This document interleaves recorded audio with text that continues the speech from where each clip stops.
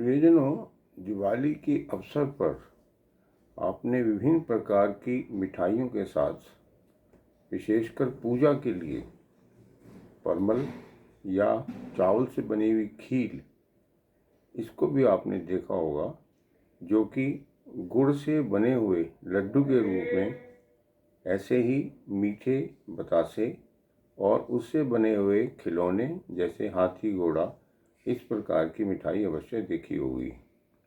ये अक्सर अंत के समय अर्थात कुछ दिनों तक चलने वाले ऐसी मिठाई है जो काफ़ी समय के बाद भी खाई जाती है।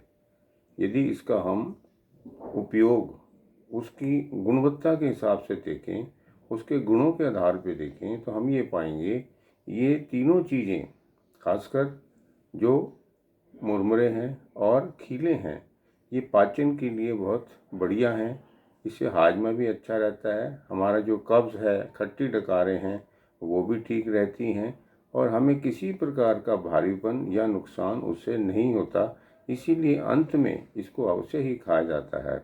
रही बात है खांसी है, जुखाम है, सांस की बीमारी है, तो गुड़ से बने हुए परमल, ये लड्डू भी खाए जाते हैं।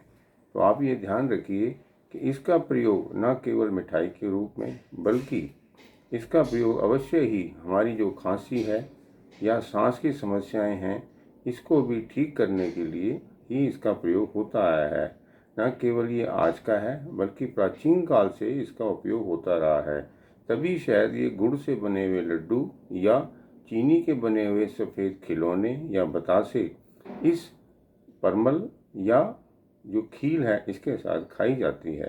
तो आप इसका प्रयोग भी अवश्य करें और जिस प्रकार से प्रदूषण फैला है या अन्य प्रकार के रोग हो रहे हैं सांस संबंधी, उसको कम करने के लिए इसका प्रयोग अवश्य ही कर सकते हैं। चाहे तो आप इसे खा के सूखे ऊपर पानी गर्म पिएं या दूध में मिला के भी आप इसका प्रयोग करेंगे, ये किसी पौष्टिक द्रव्य से कम नहीं है।